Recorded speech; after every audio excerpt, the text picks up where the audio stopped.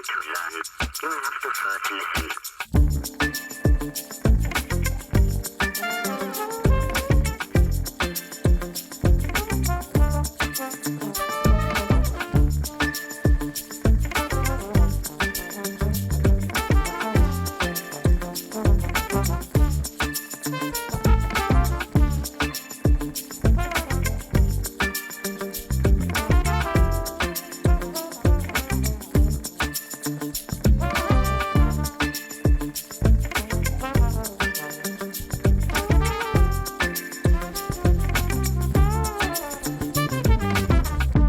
Welcome to episode 3 of Matt O'Donnell Wants to Know, a podcast to feed our curious minds. I'm Matt O'Donnell, and I want to know who you are, I want to know what you do, I want to know how those bottles that come with baby dolls where the liquid disappears, how does that work? I want to know what matters to you and why. I've spent the past 15 years as a professional bass player, which means I've covered a lot of miles and talked with a lot of people. I've found that the person deeply interested in a topic is often more interesting than the topic itself, and the bigger picture is found in the details. What a fantastic excuse to share conversations with people I think are great. Today on the show, I will be talking with Evan Pardue. Evan is the nursery manager and bonsai professional on site for Underhill Bonsai in Folsom, Louisiana. Evan is also the host of Things For Bonsai People, the podcast, which is a fantastic podcast that discusses all things bonsai trees and stuff like that. Mostly aimed at beginners, though gets kind of wild. I've got a confession to make. I've never seen The Karate Kid. Now I know some of you are like on a run or in your car or something and just like shaking your fist at the sky like, oh, could you never have seen The Karate Kid? There's a few things about that. One is that I'm an only child. I was born in 1986, so I didn't have like the older brother or sister or whatever that was like, you should check out this 80s movie. So a lot of 80s movies like that kind of passed me by.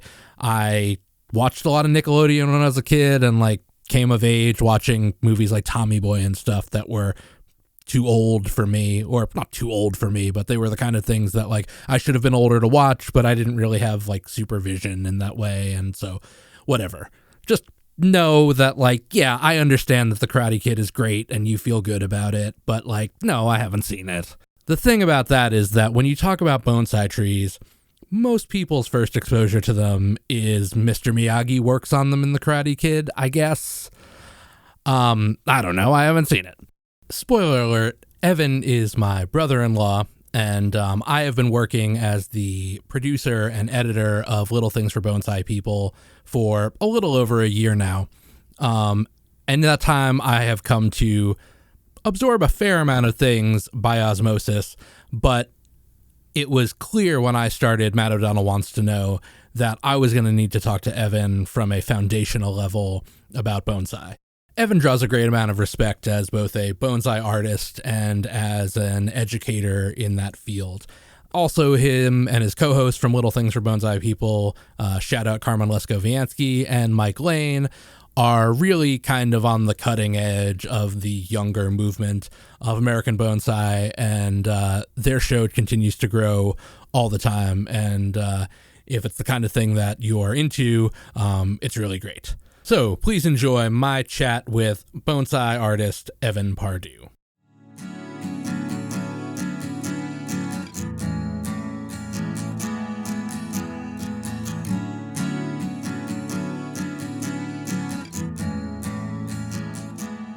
My goal was always just to set out to be relatable, like for beginners and stuff, because a lot of the stuff and a lot of the work that I love, I really enjoy doing in my career with bonsai is the teaching aspect. I don't want to sit here and try to teach people things that are over their head when the prerequisites of bonsai is pretty difficult to grasp already as it is. And yeah, absolutely. The percentages just keep shrinking. I always think about like there's different things that come out every once in a while for bonsai where it's like targeted to a very particular percentage of people. And so we did this kind of breakdown on the in my mind, I don't know if I said it on the episode for the Christmas episode or not, but it was like 100 people will come into the nursery looking for a tree, and then those people may not even buy a tree. Some of those people fall off from the fact that they just like the price tag scares them away, or I tell them, oh, you can't grow this thing out, inside your house. It has to grow outside. That'll turn away 15-20% of them or so. Yeah, and then you get down to this percentage of people who take it and run with it, and they do a lot of research and they try really hard, and then they still fail, and and more people drop off. Yeah. And then as you move on, you get people who kind of ended up in my, like, the realm that I existed in before I had the ability to go and move forward with training, and I had the opportunity to work for the nursery that I work for now. And it's this realm of people who like keep trying and trying. We're like always reading new books and blogs and listening to everything that we can. But there's not many people that break that point and become. Yeah, I'd imagine not. Yeah. Like they go from, like, bonsai is expensive. It's not, it is not for somebody who's going to just have a few potted plants on their front porch and call it bonsai. Like, if you're in it, you're in it, and you pay the price depending on what aesthetic or what choices you're trying to make in bonsai. And then you keep going, and you get down to this really minute percentage of just people who are not only trying to perform it I say perform, like you're performing the techniques and presenting your bonsai, keeping them at this certain level of what's expected when you see these high-end shows and all that. There's the percentage is so small there. And so it just narrows down that audience so quickly. It just comes to a point really quick. But whenever we made our show, I was like, what about all the people who just stumbled across my show for the first time? Let's make let's make every episode for that person so that no one's left out. And yeah, absolutely. And when you know that's a good way to approach it. So it's funny. I have a friend in town who I was telling about the show, and he was like, "Oh man, you got to send me that. Like, that'll be interesting." And I sent it to him a week or so ago, and the most recent episode was the Christmas episode, and I was like, "Whatever you do, don't start with this episode." Oh, yeah. And then yesterday, I was texting him about something else, and I said, "Hey, this episode is a great one, the one for so you got a bonsai tree for Christmas, like, thing, and like, what do you do next?" And that's a really good. I know that the previous best performing episode is the 5 things we wish we knew when we started bonsai episode. So like, I hope that is like the next volume of that as a popular, like, oh God, thank God someone's saying like this is the thing. But I'm glad you got into what you were talking about there, because it's on my list of like prompts here, talking about like how you view the entry level for someone just starting to be interested. But it makes me wonder, which do you think is more effective to like the average person? Do you think that them just kind of fumbling around with stuff on their own, or coming in to talk to a professional at a nursery or something? Like, do you think that there's something about maybe coming into a nursery that is a little gatekeepery, that is deterrent more than just like messing around until you find something? It's a little weird to kind of think about that too, because there's certain levels of bonsai nurseries. Like in Japan, if we were in Japan, there would be, you'd walk into any established bonsai nursery and just see gems like this, like the best tree you've ever wanted in front of you. Yeah. And then for American bonsai stuff, there's grow nurseries, and then there's strictly what we call in the bonsai world specimen trees. So specimen trees would be trees that are you buy it off the shelf and it goes into the show, and it could get you a good runner up to maybe win a category in an award or something. Okay. And so, yeah, it just depends on what nursery you walk into, because when you walk into a nursery like my nursery, which is more aimed towards the growing aspect, I think someone, and this is my thinking too. I don't know how many other people approach their clientele, potential clientele or customers that come into these nurseries the way that I do. When I see somebody coming up, you do a little bit of like body language versus like their actual intrigue based on what they're looking at. And I kind of go off of that, and I'm saying stuff like, what brings you in today? Are you interested in bonsai? Have you ever done this before? Or, you guys just stopping by. And, usually the people who walk in and they're just looking for, they're like, oh, I thought this was interesting. I've seen this place before. Those are the people I feel like are kind of intimidated to like a degree, depending on like how willing are they to sit, willing are they to be present while I'm sitting here telling them about the history of bonsai. And as soon as their eyes glaze over, it's like, okay, I got to stop. But yeah, I can only imagine. I've never considered that someone would drive by a bonsai nursery and be like, oh, I've just kind of seen this place. What's going on in here? And just hit them over the head with a bunch of knowledge that they don't need. What I'm starting to find now that people have, now that the name's gotten out, and I'm going to say it, my podcast has really helped boost that confidence in people who want to ask questions. And I've had more people contact me via email, phone call, and then come into my nursery. And those people who seek out bonsai, it has this interesting effect, and I really like it because, I mean, they come in and they're just ready to, it doesn't matter what the quality of the trees or the stock is, they're amazed because it's not common to see these types of things at nurseries, especially a nursery that's specifically all bonsai stuff. It's quite rare. It's getting a little bit more common now. I know there's quite a few bonsai nurseries across America. It's refreshing. It's like, I guess for you, like something that you really love. Like I know you've mentioned in the past, you talk about vinyl records and stuff like that you love. Mm-hmm. And you go in and you find a very specialty vinyl record shop and it's refreshing. You're like, oh, thank God. Yeah. And I might just go talk to the shop owner, who I'm sure is much more passionate and has all this, it's immersive knowledge that I want to, engage in in this setting here. So yeah, there's a flip side of the coin of it, but I don't know. I guess that kind of answers your question in a weird roundabout way. No, it definitely does. A follow-up to the sentiment of that question, I think, is something along the lines of like, which do you think inevitably provides you working in a nursery with more actual business? Which one of those like fuels the economy of a shop more? Okay, so the brutal truth of bonsai is kind of like the people who pop in, they're like, oh, bonsai is interesting. Let me buy that cheap bonsai tree that kind of reminds me of what Mr. Miyagi creates. Yeah. That kind of stuff. Really, that's what fuels the bonsai economy, I guess you could say, for me. That's what's going to buy me nicer pots for nicer trees, the bigger trees that I will be able to turn around and sell to that 1 percentile type person in bonsai. But yeah, we need all the people that are going to buy the little mudmen figures, that you see at like thrift store markets and stuff. We need the people who are going to buy the cheap pottery just because it's cute, not because it's, aesthetically pleasing to or suits the aesthetic needs of a display in a formal display or anything. It's just they like it. I have no problem selling to those kind of people too. So yeah, for sure.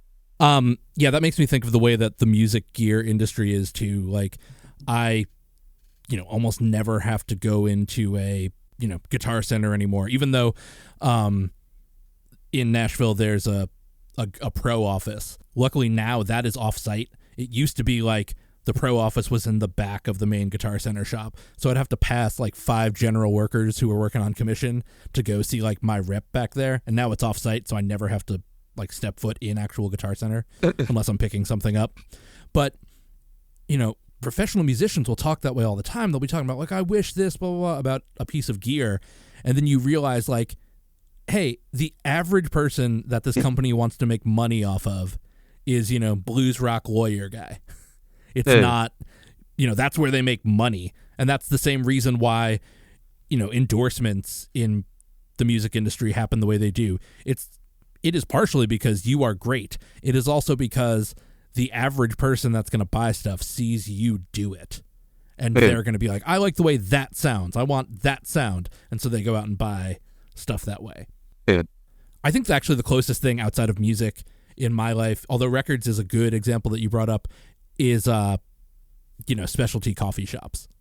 Oh, okay. The amount of like random coffee drippers and things that as I like go into a shop and while someone's making me a pour over, I'm talking about stuff and whatever. And, I'll be like, oh, I'm interested in that, or that kettle seems way better for this purpose. So like, let me get into that. And now I own like 4 different pouring kettles and stuff like that. Yeah. Yeah. So talking about like seeing like amazing trees when they come in. Do you remember the first time you saw a bonsai tree?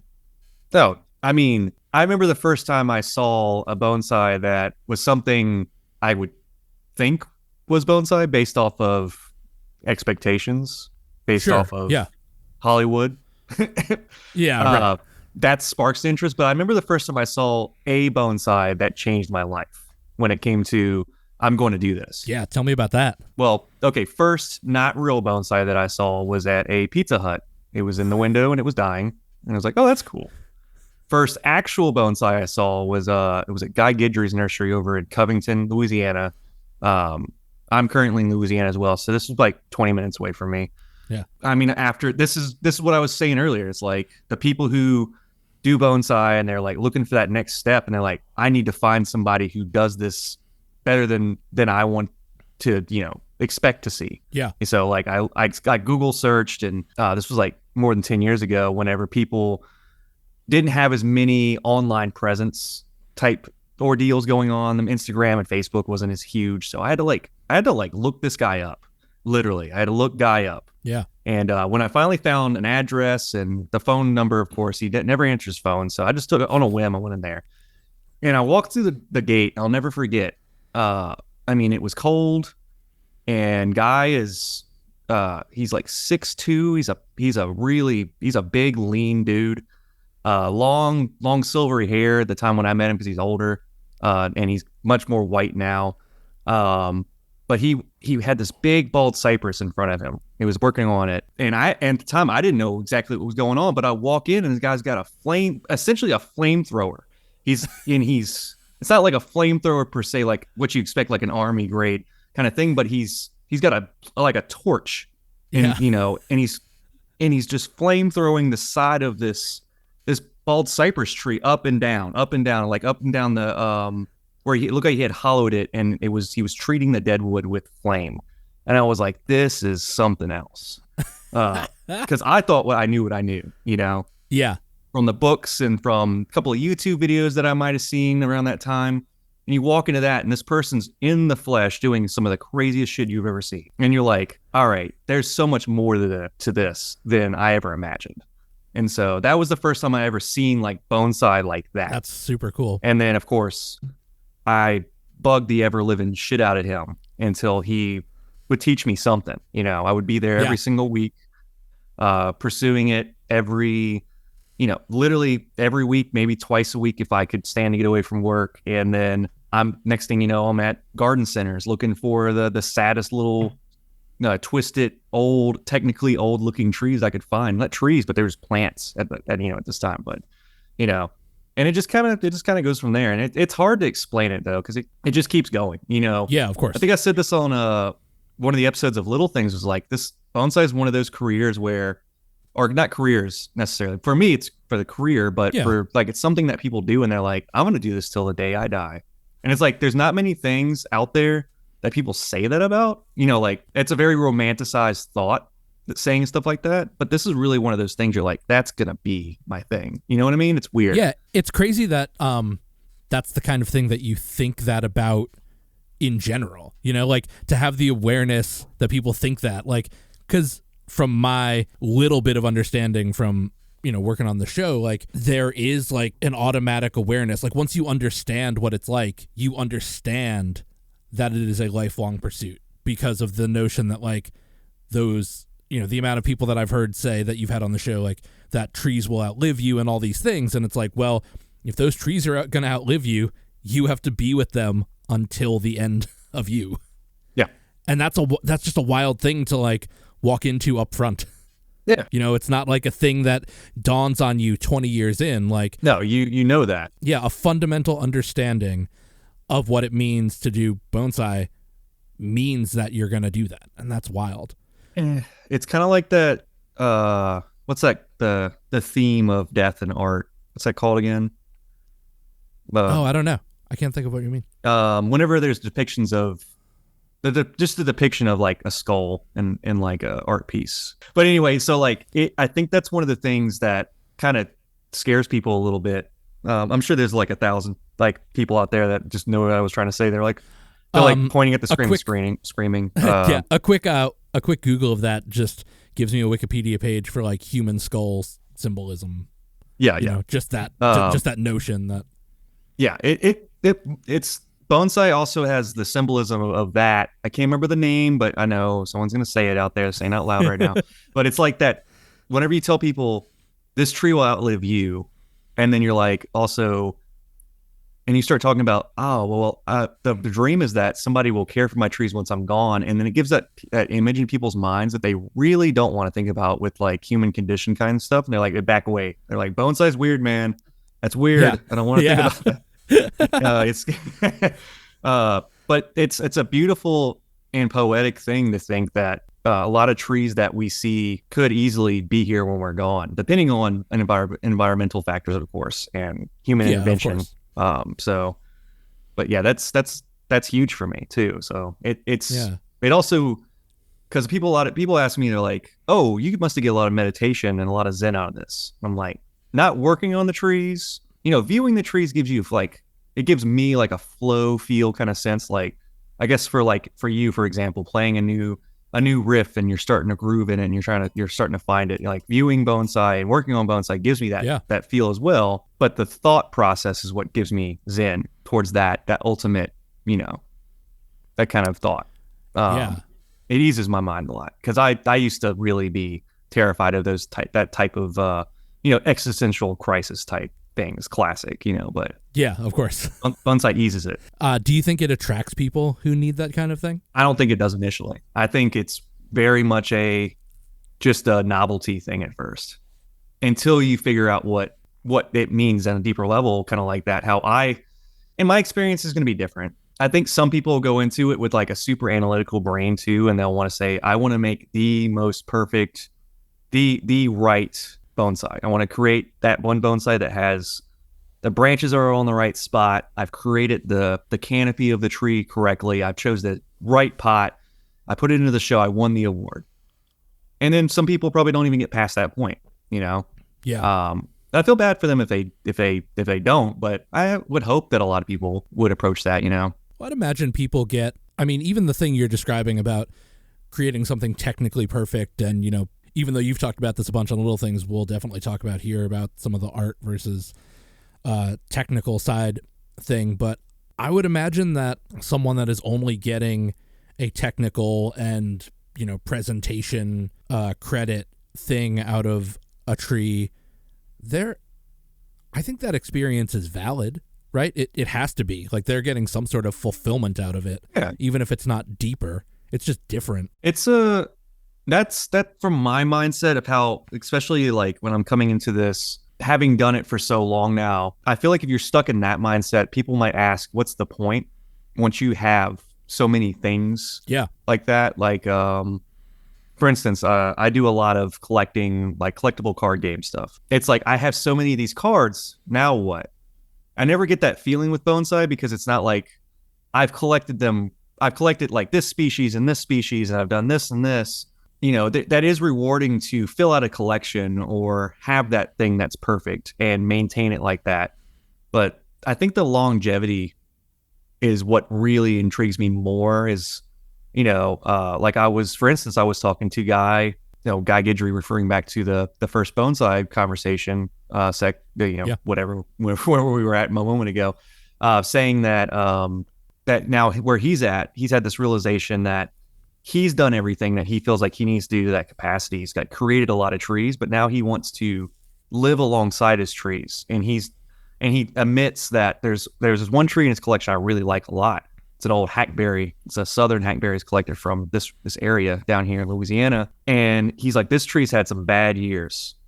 And, being able to admit that, he's like, this tree's never been perfect. And, this tree's got dieback issues where I just, some years I was not keen on being a good bonsai practitioner. And then there's other years where he's like, I did everything right. I repotted it, took care of the root system. I wired it out. I did everything I needed to do. I didn't miss any waterings, but I love that thought of your tree it tells a story, and that's kind of the whole point of bonsai. It tells a story not only of that tree's development and that tree's actual image of what it's trying to create, because I think it's something else that we really haven't talked about with bonsai as an art form, but I'm sure we're going to get there, about how bonsai is supposed to represent ancient, and the hand of man hasn't really influenced the way this tree looks. But I think that ebb and flow, up and down of your understanding and care for bonsai through your lifetime tells the story even deeper. And I love that longevity more than I like the guy who just wants the nice tree. Because unfortunately in my career, there is the people who will go in, they'll buy the really expensive thousands of dollars worth of tree, own it for a couple of years, show it, and then sell it to the next person. So there is that line too, you know? Yeah. We're definitely bouncing back and forth here, which is totally what this show is like. But it kind of makes me want you to explain, for people who have never heard really anything about bonsai before, like, what is the goal? Like, what's the goal? I'm asking myself that all the time. Sure, but when you think of what a master would say, to someone, what would someone say is the idea? So, I mean, this is why I love sticking to not being crude and being like, this is why I only like to stick to beginner and talk about, rudimentary trees with people. No, like true mastery of bonsai. The point, is to capture ancient and also to capture nature in miniature.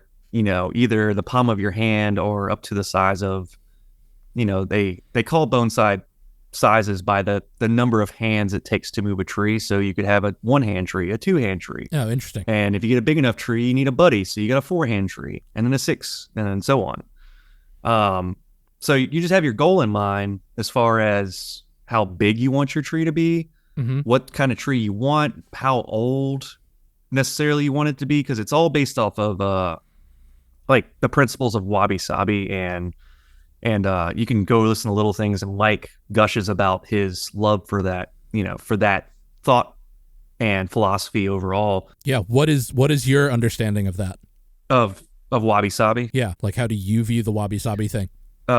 So the definition is kind of back and forth, but my personal experience and opinion of wabi-sabi is finding beauty in isolation. And that's something that I feel like bonsai really should represent. It's that beauty that you don't really capture very easily, because usually people are not around to experience it until it makes an impact. So it's like wabi-sabi is kind of like that. Yeah. That old, like for instance, like an old fence outside of an old farm that's been out it's been out serving its purpose, keeping the cattle fenced in and, from getting loose and whatever you want to think. And it's been out there for a very long time, and it's weathered and worn, and it's experienced good weather, bad weather, the cows leaning on it, just natural cracking and drying of whatever wood it might be made out of. And then one day someone stumbles across it and goes, oh, that's a beautiful piece of wood. And he might take that wood and use it for something else, or appreciate it and take a picture of it. And wabi-sabi comes up to that point where it's like, it's been beautiful and it just took all this time to get there, and now we're just noticing. And that's kind of like what it means to me. So bonsai kind of transcends into that realm of, as the grower, because that's what I do professionally in my field at the nurseries. I'm growing trees for that goal to make them seem like it's always been this way. Yeah. Okay. So that's interesting. I've never really heard it said that way by any of you guys. I know that Mike is normally talking about it as the, perfect imperfection thing. Yeah. Cause I usually hear it that way, but that's a really interesting way to phrase it instead. It makes me think you're talking about an old fence, and hearing you say it that way makes me visualize a kind of thing where it's sticking to a fence. It's you could put up a perfect white picket fence, right? And maybe that fence that you're talking about was painted beautifully or something, or, sanded exactly a long time ago. And now it's this old thing, and, it is ragged. It's no longer, a perfect thing. Yep. But it is exactly what it needs to be at that time. Yeah. Like in its age and its weatheredness, like it is like beautiful in that way. Yeah, and I think that's another thing that kind of contributes to it as well, is that something that is made well and made right and has good craftsmanship to it, because that's another thing that another word that kind of comes up to me when I think about bonsai is craftsmanship. It's being concise, making good moves, making good decisions. Because if it's made well, it will last the test of time. And that's, and that's what wabi-sabi really is to me.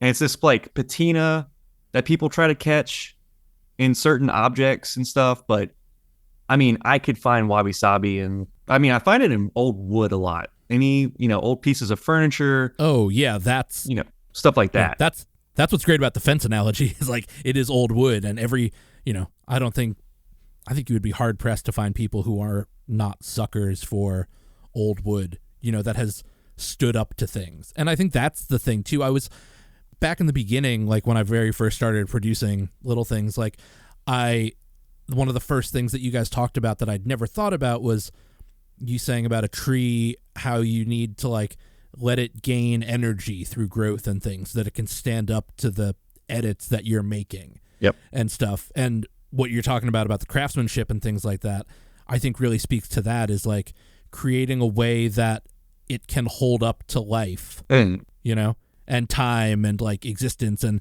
things happening around it. Yeah. And still have something like super cool like that.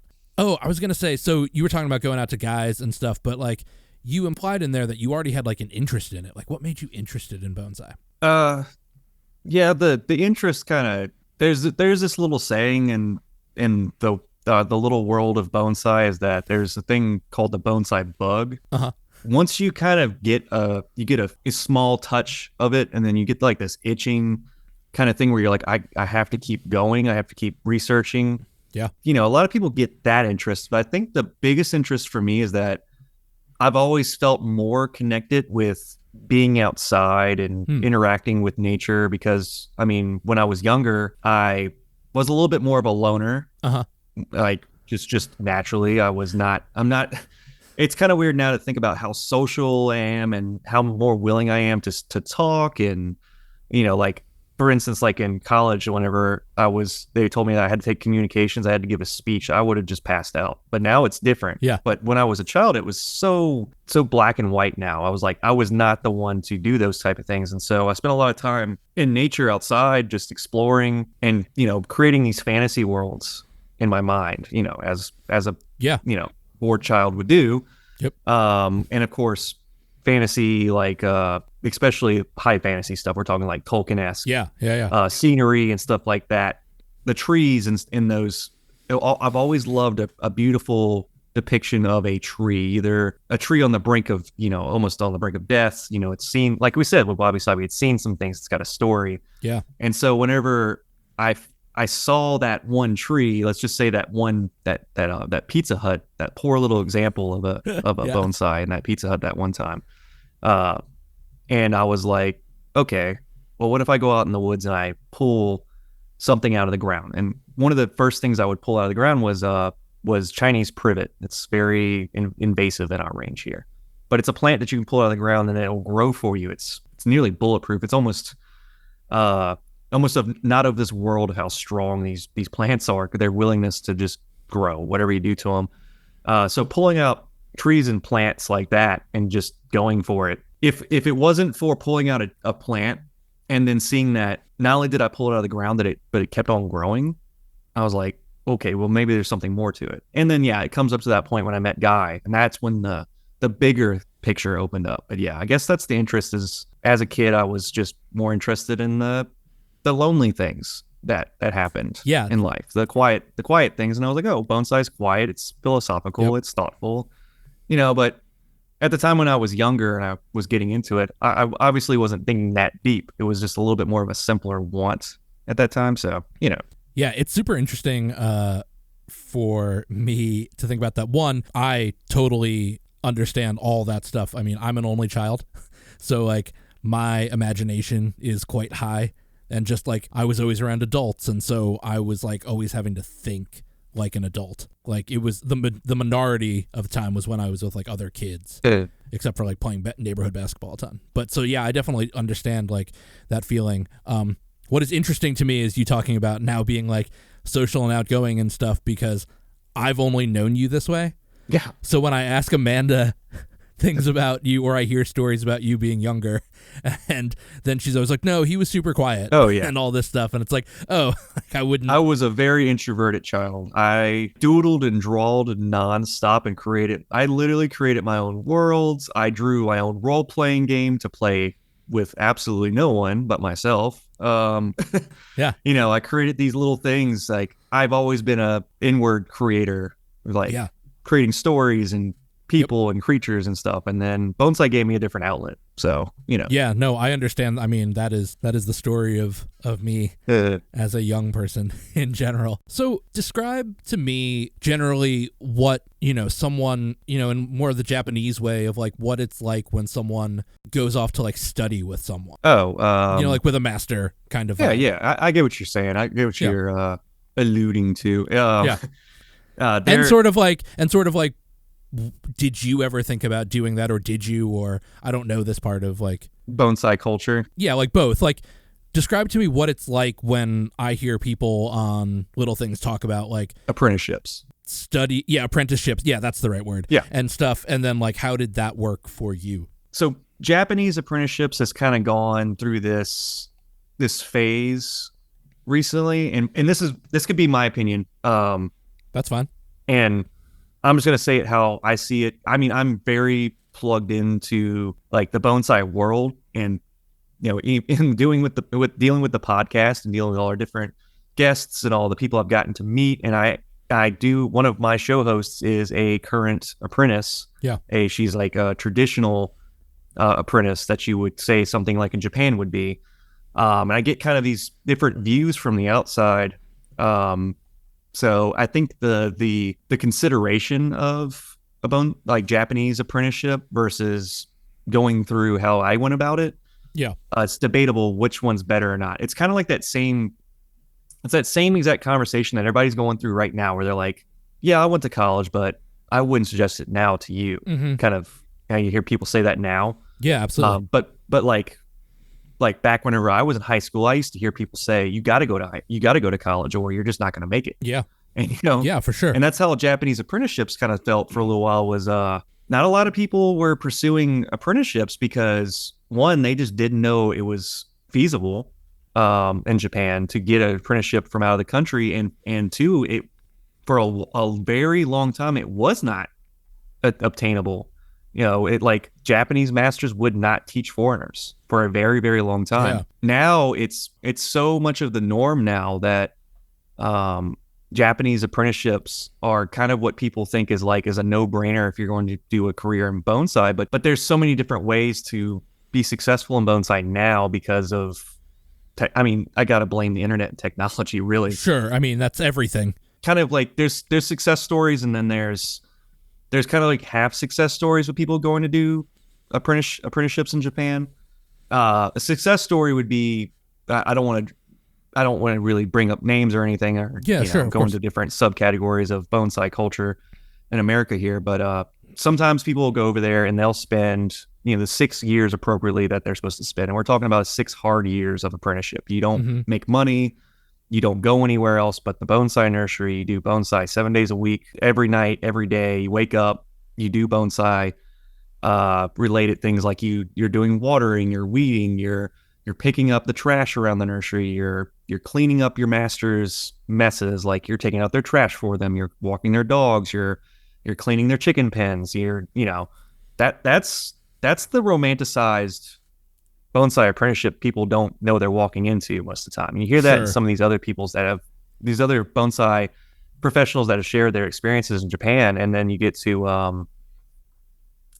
like the people who like found out that it wasn't really for them, and they came back to America to find out that you only need a certain amount of knowledge to know that a good chunk of it is being savvy in business, which is something I was not very savvy in it. Yeah.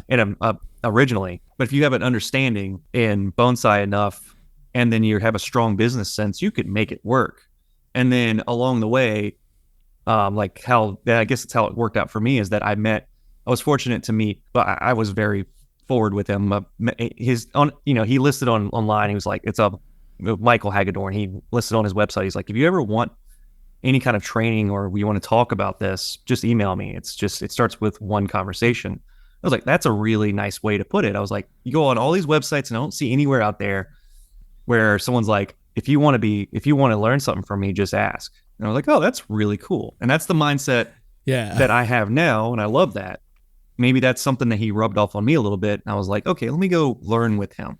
And I go learn with Michael for, the amount of time that I can give, because I got to run the nursery and juggle going back and forth there if I want to go learn and take up more mentorship from him onto that. It's not necessarily an apprenticeship. And I'm talking with the current apprentice, my show host, Carmen, and she's like, you have the bonsai job. You run a bonsai nursery. Like, why would you go do a full on apprenticeship and lose the job you're working towards in this apprenticeship like that? Yeah. So it's like this weird back and forth. If I had the chance and it made sense, I would have loved to go to Japan and learn. Yeah. Back when I was 18 years old, that would have been, in my opinion, been the best. And there's a couple of very successful bonsai artists and professionals and masters now today that did that. But now I can't think like that. I'm 34 now. Yeah. I can't take 6 years of my life to come back and be 40 years old and try to run a bonsai business. Yeah, of course. It's interesting that you were saying about the business savvy, because that's something that we talk a lot about that comes up with chefs all the time, is the amount of like chefs that will say that culinary school is a waste, that working in restaurants with great chefs and then going to business school is what will make you a successful, like, running a restaurant. That, like, culinary school, most people that then go into restaurants, then they don't have any idea how to run something business-wise. And then that's where so many of the failure points come from and stuff. And that is kind of particularly American in a way. That isn't necessarily, a Japanese like thing, I mean, not that Japanese business is anything to scoff at. I mean, there are, so many incredible corporations that way, but just that idea that it's like, oh, I can learn this, but if it's going to be a successful business venture, that like learning it business wise is an important thing. Yeah. That's one of the great things to bring up is like with culture, an Americanized kind of view on how a business runs. We need to do this to make the paycheck, to make the ends meet, and that doesn't make a lot of sense for us. Like the Japanese approach to things, like with bonsai, those guys, like when they run a nursery in Japan, that's it. That's all they do. They get up and the apprentice, the American apprentice goes over there and they experience that, and it's pretty intense. They're like, wow, I have to do this every single day, 7 days a week with no breaks. And then in Japanese culture, that's just the way it is for them. Yeah. It's all or nothing. That's their vocation. We are so undisciplined by comparison. Yeah. It makes us look, it makes us look like we don't know what we're doing. We're fumbling around, yeah. But it's just, we approach things different, with family, with work.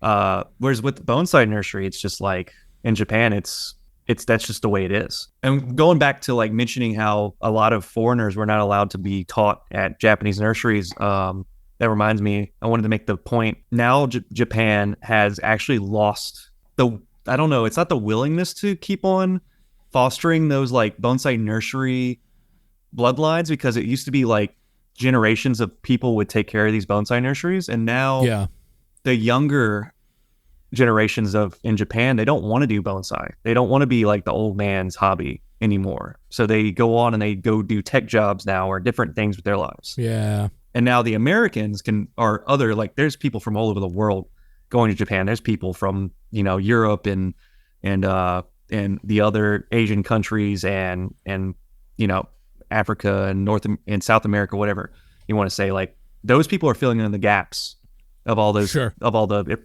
would be the son or daughter that would have taken over the bonsai nursery. That's where the bonsai apprenticeship thing came from. And it's a very recent thing too, which is kind of funny because it's just from the determination of wanting more, that romanticized vision of going and training like that, Yeah, I wonder if that'll be cyclical, though. I mean, obviously, I can't speak to, Japanese culture. I definitely don't know enough about it to wonder if things happen that way. But, like, I wonder if there will be a while where, it falls out of favor that young people want to do that. And then maybe in a few generations, there will be people who want to reclaim that. That's what I would think. I would think so. I mean, the few things I know about Japan and, like, real history, and it's something I've really wanted to know because I always find myself interested in Japanese things, mostly just because of the notion that, I know a number of people who say, like, most things find their perfection when the Japanese get their hands on them. Yep. It happened with coffee. It's happened with all these kinds of things, and pizza even. Like, I know a number of people who said that the best pizza they've ever had was in Japan. Like, by a mile. And I think that it has to do with that, sort of just approaching it and just sanding it down, like just whittling away at it until it is perfect. So I was going to say that I think that, it's been interesting the way that Japan has gone into isolation for hundreds of years at a time. There was a time there up until like the mid 1800s, around the time of the American Civil War, that foreigners couldn't go to Japan. It was closed. And then, they opened up. But then there had been a time that it was open before it was isolated. And I think that kind of thing goes in cycles. So I would imagine that, especially what you were saying, a lot of people going into tech jobs and stuff like that, that's just what to do now. And then I think that we might see, not to have any authority on the idea of AI, but it's such a thing that everybody thinks about because it would affect everything, with AI and stuff. And it's like, well, if we figure out how to pay people for not having jobs the same way to support people's lives and health and betterment, it's like, then there might be more room for bonsai again, in a few generations. Yeah. I mean, I think they'll try to recapture it. It's funny you say that when something goes to Japan, it gets refined and it becomes better in some sense. Yeah. Bonsai is not a Japanese art form originally. Oh, it's actually Chinese. It's kind of funny. Now that you say that, I have heard that that be said in Little Things stuff. It's interesting that we think of it as being Japanese, right? Yep. But it's really funny because even the kanji is a Chinese kanji. That's one of the things too. I think is kind of fun to think about. Is bonsai will be this thing that will always evolve, and it's such a worldwide scope now that I think it's going to break off into tiny little facets of what it was before. Yeah.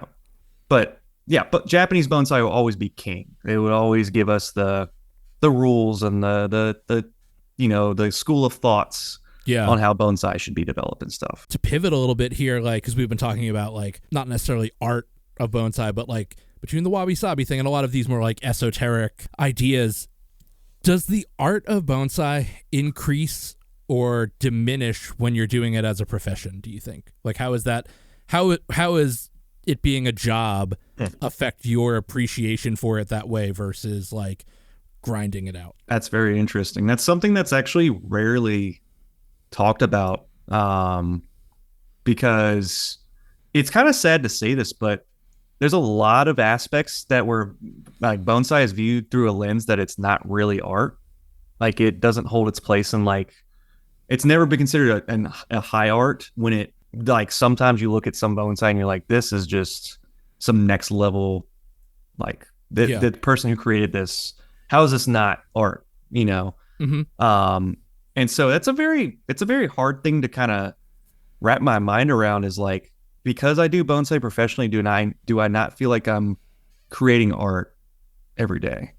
Yeah. Or am I just kind of doing it to get next to the next day and next paycheck on it? Let me give you an example, or like a furthering, like a parallel for that. Yeah. I was playing a gig a couple days ago and we were on a break for a minute and I was talking with the guitar player and he was just talking about, and I know so many musicians who are this way, that they just can't listen to music. And it's one thing that, like, I know that, like, when I'm driving around, I listen to a ton of podcasts. I'm not necessarily always going for, music listenership in the car, but like at home, I listen to a ton of music and like I love it. And like, especially as I've been getting more into vinyl, like that idea of that intentionality of vinyl, because that is sort of the thing about vinyl to me is like, I'm going to put this record on and I'm going to listen to it. I'm going to listen to at least this side all the way through. If I listen to both sides, they're not up for debate on a record, especially in that time. But it's like, I'm going to put this on and it's going to stay on until the side ends. Yeah. And so I'm listening to a ton of music, and just to think of the amount of people who I know have been professional musicians, and they're like, I don't listen to music. And I'm like, I don't know, how do you feed how do you feed the soul that way? Like something that is a soulful act. And so that's sort of, I guess, what I'm getting at is like, does doing it as a profession, like what does it do? What does it do for you in terms of like the soul?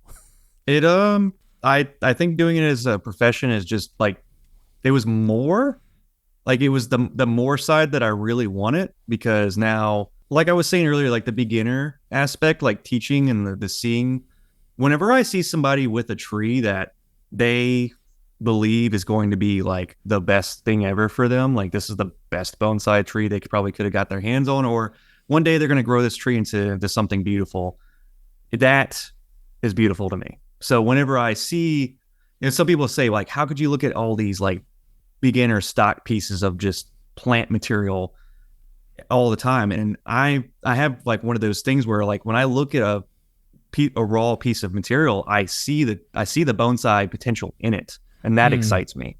Yeah. So doing it for a career, every single plant that I look at the nursery, I'm always excited. I'm always like, oh, this little stump right here, this thing's gonna be badass in 5 years, So yeah, that's cool. That's the thought. And so yeah, it doesn't take away or detract. I mean, I would say it, I still digest bonsai on multiple like media and in different ways. Like I still read books of bonsai and just still fucking love every word. It's like, even though I've read the history of it every single time, it's like a different interpretation of it. It's like, that's exciting. Now I have a different way to think about it. It's a weird thing, but but yeah, and I'll look at trees that are great and I'll look at trees that are not so great. And then I'll use my critiquing mindset. It's something that our show is probably either is known for, like Little Things is either known for, it's a good thing about our show, or it might be a sour thing about our show that we critique trees sometimes on the show. But that's really where I dwell, is like, show me a picture of a tree and I'll sit there and debate it with you. That's one of the things I'll do. I feel that way about songs, like when I hear things like, first of all, in like critiquing songs and stuff, I'll think to myself at first, it's only been in the past few years that I've been more willing to say like, I shouldn't think about this from a good or bad standpoint yet, that I need like more time to hear this and like feel that and things like that. Because I do that at times where I'm like, oh, I love this, or like there's this anchor point in a song that really makes me feel connected to it. Or, I felt that way about the music of Neil Young for a long time, where I was like, people fucking love Neil Young. And there are songs I like, but I didn't love the catalog. And it was sort of like, I just don't have the entry point yet. Well, and I said that to myself for 10 years, and then just heard a couple things that aren't hits or well-known things, and I went, oh, I see. Yeah. I understand. Like, I understand what's happening here now. And so, yeah, so I totally feel that, like, critical thing. It's awesome that you still feel, like, connected to the thing, because there are so many things like that are hobby-based for the majority of people that do it. And then, like, a small number of people are professionals at it, and that you still feel good about that thing, like, as you're doing it as a profession. I'll also add to your thing about like the Neil Young thing. It also makes me think of like Elvis enthusiasts and stuff like that. Yeah. And it's like, why so much Elvis? And then I think another huge part of it that kind of I can use as an analogy to is the story. Like once you learn the story of these musicians, it adds more flavor and texture to feel to each song. Yeah. And you learn about the eras of their life and the influence they had. And that's one thing I can use as an analogy for bonsai. Is there are famous trees in the bonsai world, and knowing where the world was at that time, or knowing what was acceptable in what was in vogue in bonsai at the time, and seeing how particular trees have outlasted certain trends or views on the world, or, you know, and I don't know, that's another thing that I get really into, you know. Yeah. Knowing the bigger picture, the bigger story. How many trees do you have right now? Like yourself? But okay, so the personal collection is a fluctuation of trees that are either things that I've had for a very long, like things I say they are kind of like things. But for my personal trees they're ones that I've had for a long time, or they're gifts, or they stand for something that is like a landmark in my bonsai journey to me. Or bonsai journal, kind of mental journal. Yeah, sure. And so I only keep a handful of trees. So I try to keep the number around 40. I do my absolute best to keep it like 40 trees. My I wouldn't think of the word handful and 40 as going together. Well, but that's the problem with bonsai. It's like the joke is there's always another tree. There's always one more. Yeah. It's just like any people that collect people also collect like foliage plants kind of have this issue. And I call it an issue because it is. It's like, it's an obsession. You get into it and you're like, you know, I got this one, but that one also would look really great next to it, you know. And with bonsai, it's all about display and flexibility and different things that you can do with your trees. And so if you have more of them, you have more opportunities to show them in different themes with different trees. You could pair them with different, you could pair a tree with another tree and they complement each other and say something different through the season as you get another tree. And so then your number of trees has to increase.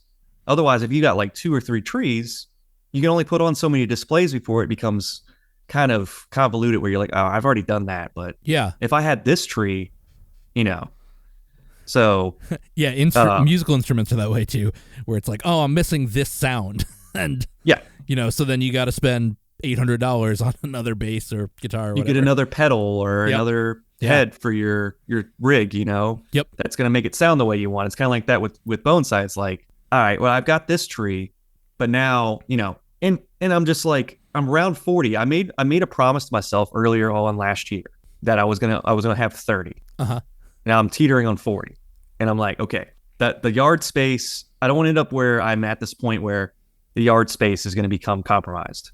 Because bonsai, it comes down to like, how much space do you really have? Because it's an outdoor thing. I mean, your trees can't be all crammed together in your little tiny alleyway, apartment yard like type. I used to have yard spaces like that when I rented, and I was always crammed in these little spaces. And I was like, when I finally was able to like fluff out into a bigger yard space, I'm like, oh, endless possibilities. I can have as many trees as I want.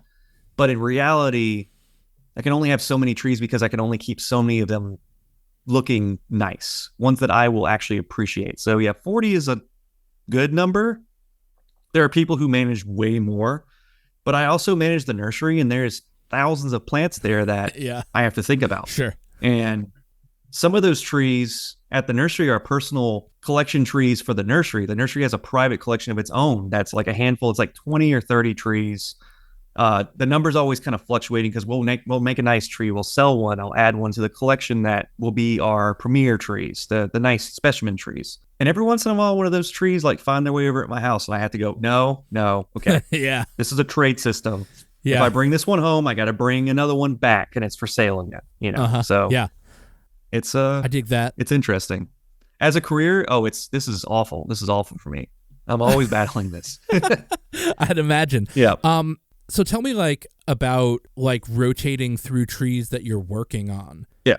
Because that's the impression that I've gotten from hearing you, Mike, and Carmen talk a bunch is that you'll be focused on trees in seasons. Not literal like annual seasons, but seasons of focus. Yeah. Tell me what that's like. The up and downs of each tree. They the right thing to do in bonsai is to have each of your trees kind of on a timeline. They call some trees, they'll call a 5-year tree. So you'll start out with a tree that you want to prospect to be a show tree. And the best way to go about it is to have that tree at a point where in 5 years, literally 5 years, this tree will be great. It'll make a really nice showpiece. That's the tree's time to shine. Okay. And so we'll go in, give you an example. We'll start from like a ground. Yeah, please do. Is that I find a bald cypress that I've grown out and made into what we call in the bonsai world a pre-bonsai. There's a lot of misconceptions about what all these words mean from the outside. When you come into it and you start to learn the proper, I guess you can say nomenclature of how you're supposed to talk about bonsai material. Because there's raw material and then there's pre-bonsai. Pre-bonsai has already been worked up to the point to where all of the wounds have been healed, all the right proportions have been made on the tree. Now the bonsai artist comes in and turns that pre-bonsai into a specimen bonsai. And so you want a pre-bonsai tree that's been grown out with intention to become bonsai. So you take that tree and you're like, okay, this is what I want this tree to be. And so you start growing out branches, you start wiring them, you give it the front of the tree, because every good bonsai has a front where you'll see where the viewing point of the tree is going to be. And you establish that, and then you make sure that you have that in mind as you're growing this tree out. So that your first 2 or so years should be spent developing branching. So you want to develop your canopy and your silhouette of your tree, and then you get to like the 3-year mark, and that's when you really want to start slowing the tree down, because, and this is going to be a little bit dependent, like in temperate zones, like where I am at. Deciduous trees grow really fast. So tell me what a deciduous tree is. Oh, a deciduous tree, for people who are not familiar with horticulture, stuff like that. It's a tree that loses its leaves during the winter seasons. Okay. Or times of shortened light. It doesn't, like, winter is different for everyone. So winter could mean snow, and you're like, oh, it's snowy time. It's Christmas. And you're like, but for some trees, it's like, winter is, especially in Louisiana, it doesn't snow here very often. So it's cool nights, cold days, or like a shortened length of daylight because of the equator. That's how the earth works. Right. And so the days get shorter and the trees go dormant and they drop their leaves. That's a deciduous tree. Cool. There are trees that experience fall color and seasonal change, and they're considered to be evergreen, but they do have their own way of going dormant. Whereas a deciduous tree, I love them more. This kind of where my heart, that's like a cornerstone of why I do bonsai too, as well as I love the look of there's a joke in bonsai. I love the look of a naked tree, because you can see the branch structure. There's nothing to hide. Sure. Yeah. Like if you made a flaw, the leaves come off, and your bonsai friends and the bonsai professionals judging the show and stuff will go up and say, you didn't heal that wound, or that branch is coming out of a weird spot. You didn't do that right. Yeah. So you can't hide those things in deciduous trees. Yeah, no, that makes sense. Yeah. And so, like, for instance, I'll go back with, you get the bald cypress. It's got a good line. It's got a good taper. It has potential to become a good tree. You start growing the branches the first 2 to 3 years. And then you get to a point where you're going to be like, okay, what kind of pot does this tree go into? And that's when you slow the tree down, because a lot of people see the bonsai in the containers, like the special ceramic containers that everybody denotes them for being in a bonsai pot. There's a look to it. It's shallow, long bonsai container. Mm-hmm. That's what everybody sees. But a lot of these trees are grown in training pots, which are essentially one step above a like plastic training or a plastic nursery pot that you would see like at Home Depot or Lowe's or something. Yeah. A lot of bonsai are grown in essentially just that. It like a lot of the trees, just to make people feel better, that it has the shape of a bonsai pot, but it's just a really deep plastic pot that looks like a bonsai container. It's just goofy. Yeah, okay. But yeah, you're supposed to allow that tree time and the root space and energy. That's how you build the energy up there a lot, is by allowing it just to fill that pot with roots and get lots and lots of strong branching. Because if you can't grow roots, you can't grow branches. You grow the same distance in roots that you grow the same distance in branch to thicken it.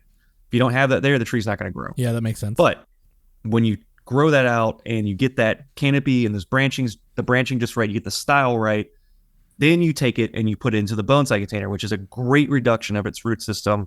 And that really just seizes up all that energy.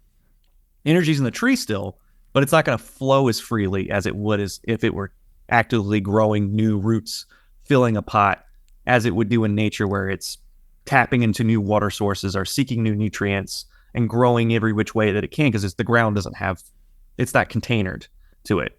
So we go into a smaller, more hostile kind of environment, is how I'll describe it, in a bonsai container, because there's such a small margin for error in a bonsai container, because letting your tree dry out one day could kill it at this point. Yeah. Uh-huh. So you're really on this point of life and death, literally and figuratively, for bonsai, which people really enjoy that part of. That's the technical part, is getting to that part. And then for the next couple of years after that, the 5-year plan is you get the tree in the pot, the tree recovers, it starts looking like it belongs in that pot, like it's always been in that pot. By year 5, that's when the tree is all cleaned up, you got all the branches in the right spot, you got all the leaves all lined up perfectly, and then you put it in the show, and it goes to show. And you know, some people will get their tree up to that level, and then they'll show the tree in several shows throughout the year. Sure. Because that's the best the tree's ever going to look. Right. So that, like, that year is the, like, optimal season for, look, here it is. Yeah. That's the tree's big day out. It's its big year out. Because cool. after that tree's not going to ever really grow the way it did before it hit that bonsai pot. And this is kind of like the impermanence part of it. It's impermanent, is it's not going to, the plant's not capable of maintaining that vigor and that energy like that forever. You're going to have to repot it. Yeah. And you'll either have to put it into a bigger pot again to reinvigorate the tree. And there's trees that are in permanent collections that always stay in a bonsai pot, but they will always be slightly backsliding. Yeah. You know what I mean? Uh-huh. But then there are trees that are in museum collections, for instance, like the one in the National Arboretum. A lot of those trees are potted in slightly larger containers than they need to be. Okay. And they're maintained way different than a tree that would go to a show like I'm describing. Have you ever thought of as you described that, it made me think of, have you ever thought of the, like, season of the year where a tree is going to get shown over the course of a year and be in a shallow pot without a whole lot of rooting? Like, do you ever think about that in the same way that, like, runway models who go through a season of starving themselves would be like? That's kind of what it is. I mean, it's just like the bodybuilder that goes in and doesn't drink water and he fasts and gets his all veins popping out, you know? Yeah. It's like that breaking point when it's like, this is perfection. And it's really not. Well, yeah, that's what I was about to say. Push to the point. Yeah. Do you think that there will ever be a body image health thing for bonsai trees? Oh, no. No, there will never be a defined type. I mean, there will. We joke when we say that. Like I was referring to earlier, there are trends and there are things that people like to see. Like there is a ton of bonsai publications as far as like magazines, and you go online and find blog posts and videos and stuff. People showing it's like, this is what bonsai looks like, and this is what you should expect your tree to look like if you follow my 5-step program. And it's like, I don't think that bonsai will sometimes. There's been artists out there that give us an example of like what's cutting edge, and then everybody wants that cutting edge image. Yeah, I was more so thinking about the idea of like, do you ever think people are going to be like, you're abusing that tree? I've gotten that for sure. I had somebody come up to me one time. I wasn't even working bonsai as a career. It just came up in conversation. And I was bartending somewhere, and I was like, we were just casually talking. Some patron came up to me and was like, yeah, we got into bonsai. And she's like, oh, that's really interesting. And I was like, oh yeah, I love doing this and that. And, describing kind of, not as broadly as I'm able to describe it now, but I was kind of giving them a little bit of the feel of what it is in there. And then this person came in saying, well, I work for the Coastal Restoration Society in Louisiana, and what you're doing to these trees is wrong. I'm like, whoa, wait, this went somewhere completely different, because a moment ago you acted like you were intrigued and you thought this was really cool, but now it's a torture device for trees who could be better off in their natural situation. I can get that. But really, that's a really fine line to walk, because sure, of course. I mean, it's the same as the discussion about, that's what I meant by like body image of being like, be comfortable in the body you're in versus, talking about the model thing, but just that idea that it's like in that season, you're kind of like pushing that tree as an organic piece of matter to its limit. Yeah, what you're doing is not right necessarily. It's human influence. It's too much human responsibility in this tree's existence. It's kind of pushing it to that limit, and it doesn't need to be. I could see that too, and it's like that doesn't really come up a whole lot. People usually who have a bonsai we don't go through those trials. We go through more of the trials of a practice in bonsai that's used a lot called yamadori. But that's basically collecting trees from the wild. And that's more where we get flack for it, is where people will pull trees out of nature. And then it's like, why did you do that? Especially if the tree was of significance of age or, a landmark to a trail or an area that it was from. And that unfortunately happens. So that's the kind of stuff that we see more backlash about in bonsai, more than, oh, you're starving this tree. Because then at that point, it's like, well, I want my orange tree to produce more oranges, so I'm going to leave all of the buds on this season, but then I want to slow it down, so I want to pinch half the oranges off and make the fruit get a little bit bigger. That's also energy distribution in a plant. That is, I don't know, that's not torture, so. Yeah, sure. As I thought about it, of you talking about like getting it into like a tree's year out or whatever, it just made me think of like a pageant mom or something like that. Yeah. I've had this recent tree that I showed it at a handful of shows this past year. Is a elm tree that I got together, and we hit the road with it. Was it that tall one that we talked about on the critique show? That's a bald cypress. That was okay. a skinny cypress. Yeah. That one is like that one's within its year of being shown right now. That one's just hit its mark. Oh, cool. But this elm tree, I remember bringing it to the show. I brought it to Denver, and it was like the driest, hottest thing it's ever experienced. And its environment is literally living in water. And it just dropped its leaves, and it got all pissed off at me. And I was like, oh, well, I felt bad. And then I brought it to New York, and it got really pissed off at me again, because it was in a warehouse building, essentially, with like a couple hundred people walking around, taking up space and causing the building to overheat. And it was like 100 degrees in there. It's insane. This time around, I bet the oxygen and CO2 balance at a show with people is a whole thing. Yeah, a tree got pissed off at me again, and it dropped all of its leaves, and I was like, man, I'm gonna kill this tree. And I remember apologizing to that tree, like legitimately apologizing and feeling it in like in my soul a little bit. I was like, man, I suck doing this plant, But that tree came right back, and it gave me, in return, like it was like it's okay. It gave me like the most beautiful fall color I've ever seen. I was like, oh, okay, that's cool. Oh, that's cool. That's awesome. Yeah. Hey, real quick, we have just a little bit of time left here. Tell me about your relationship with Magic the Gathering. Really, man? You're gonna do this to me? Yeah. Oh, Jesus Christ, dude.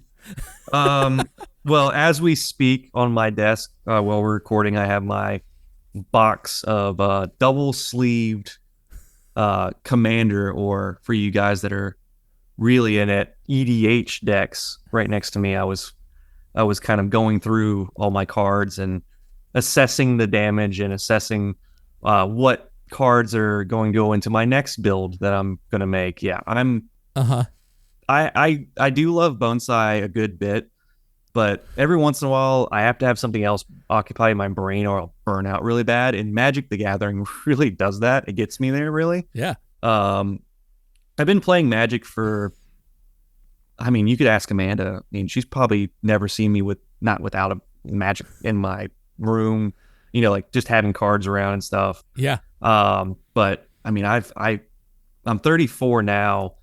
I know I started playing when I was at least 8 or 9 years old. I've just always had cards, and just, it's part of the fantasy world obsession, because yes, absolutely. Yep. Yeah. It feels that itch for creation side, where the cards, it's just that love of creating, where I'm like, man, there's so many cards now, and the game has been out it hit like its 30-year anniversary, and there are so many cards. There's countless number of cards, and it's just like that thing is like, I could build a deck, and the card pool is so massive. Yeah, absolutely. I played for a very short time when I was in middle school, so probably around the same time, like, which, as a cultural height, I think around then, you probably got into it right around its like cultural most awareness. I think everybody knows it's out there still because it has a staying power. Magic is really interesting. I think as a card game, it's easily the best game. I'm just going to say it. I'm going to just go out and just put it on a limb here and say, I know there's video games and all that other shang and say, yeah, whatever. PC guys that play like with mods and stuff on y'all's whatever. Y'all like, oh, PC game is the best in the world. I'm like, I'm going to say Magic the Gathering is the best game in the world as far as like entertainment value wise. That's awesome. I wish I had been able to play more. There wasn't like a community for that, so I owned a bunch of cards when I was younger and got to play. Like there were some other kids in my school and we would play, but we were all in middle school, and so we were all real shitty at playing anyway. And so like, well, it would have been nice to like have a better connection with it, like a better connection to it, and like build upon that, because it was just kind of like, oh, we all just got out of it. And that was around when, like, I mean, this will be my nerdy moment about it, like whenever the Phyrexian Dreadnought came out, like that was last like set that was like the last set that I had, stuff from. It's kind of funny. Magic does have the lasting power. It like got through the time period of like, I mean, Pokemon cards are still around, and Yu-Gi-Oh still has its thing. Yeah. But Magic's still like strong. It's really, really strong. No, it is the thing of that. Yeah. World. And you told me, I mean, you were just saying a second ago, it's like, yeah, me and my friends had cards and we weren't really great, but here's the staying power of it is that what is going around now is like the CDH or the Commander style format. It's a callback to whenever younger people were getting into it and they collect all these cards. And they would just kind of like make what we would call like a kitchen table format, where they would just play whatever they wanted to. And that's why it's so popular now, because people our age, all the millennial like dad bod type guys are out here picking up the cards now and trying to get that nostalgia thing going on, And it also doesn't help that Hasbro is like literally feeling the nostalgia drive right now. They just acquired rights to Marvel to produce potentially they're going to produce like everything Marvel Magic the Gathering reskin cards. Oh, interesting. And then Star Wars is in that package one day. Yeah, I played a Star Wars game, like collectible card game. I got a box set for Christmas one year, and I had that for a while, and that was a cool thing while I was like a younger. I mean, I really love Star Wars, but when I was like younger and that was a thing, and like I only had the deck, so like I would like bring it and teach people how to play and stuff like that for a while, but that's cool. So question for that is, how do you think that like curating a tree and curating a deck in your like psyche have any connection? Do they inform each other that way?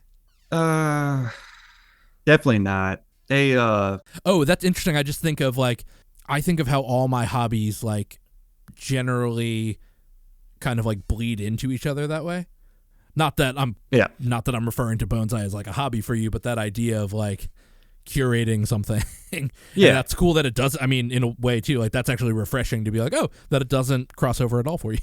Yeah, curating a Magic the Gathering deck is like assembling all the pieces, and those pieces are collectible one-offs or low print, or maybe it's something a little bit more nuanced where I came up with this combo or this arrangement of cards myself, and it feels like a sound project. That's kind of one of the things, like I'll look at Magic the Gathering decks, and I'm like, the deck doesn't feel functional until it's 100% like my expectation of it. Whereas with bonsai, I don't see it like that. I always see bonsai as, what is the tree going to do next, and what am I going to do with that tree? And the whole collection as a whole, all plays off of itself that way. So yeah, like curating a collection of trees and having that like categorized thought to it is just not something that, it doesn't fit that same way. Yeah. Cool. Yeah. Interesting. All right. Yep. We were right about at that time, but I have one last tiny question for you. If you could go back in time and save that tree from that Pizza Hut, would you do it? If I had the gall, I do remember saying that tree looks sad. Yeah. And one of the people that worked there took it and put it in their sink. at and like watered it and was like, it's okay. I'm taking care of it. They probably trashed it. Yeah, it probably That's probably what happened. It was You probably said already. You probably said that tree looks sad, and they're like, oh yeah, it does, and it just went in the trash out that night with a bunch of pizzones or whatever. Pizza wraps and twists, like the cinnamon twists, all that. Yeah.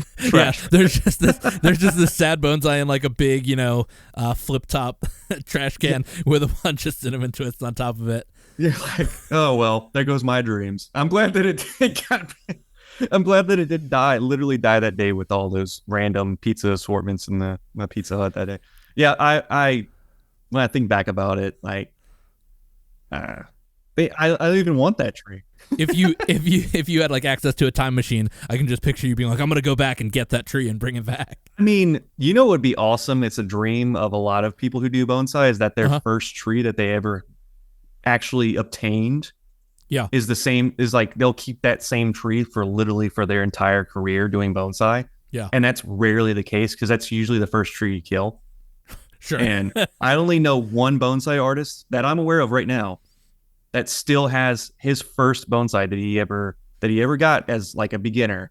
And it's still in his collection, and it's beautiful because he took it from being living in the window, barely surviving plant to something just completely, the interpretation of that is it actually looks really nice. It's a nice little tree. So if I could go back in time, I would save that Pizza Hut tree and then turn it into something more poetic. Yeah, something beautiful. Yeah. That's awesome. Cool. But, well, awesome, man. Thank you so much for doing this. I had a great time. I hope that you had fun talking to, or picturing yourself talking to some of the nons, since I know that every time you get in front of a microphone with a computer, you're talking to people who know better.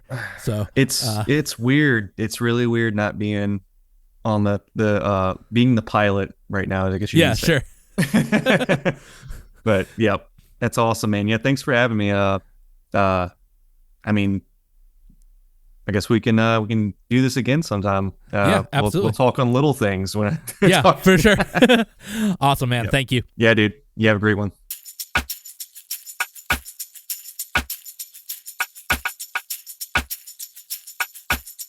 And there you have my talk with Evan Pardue. We had a great time. I bet you didn't think that you were going to get a Magic the Gathering segment there at the end, but there you go. Thanks so much for being here and listening and helping spread the good word. Watching the show grow every day is very exciting and helps me think bigger in terms of what we can all learn about together. It's Matt O'Donnell Wants to Know, but I am wanting to help you know as well. There's a whole big wide world out there, and I'm helping everybody stumble across something. In that spirit, please, as usual with all things podcasting, you can like stuff, you can share stuff, you can subscribe, you can rate. All those things are super helpful. Definitely tell your friends. If you have a good time listening to Matt O'Donnell Wants to Know, tell a friend, and hopefully they'll listen into and have a grand old time. If you are needing to follow the show, you can find the show on Instagram at Matt O'Donnell Wants to Know. I am on Instagram as Matt O'Donnell. If you have a question or you want to tell me something, you can email the show. That is mattodonnellwantstoKnow@gmail.com. For now, that's about it. So until next time, take care of yourselves, and remember, the best answer to a question is usually another question. See ya!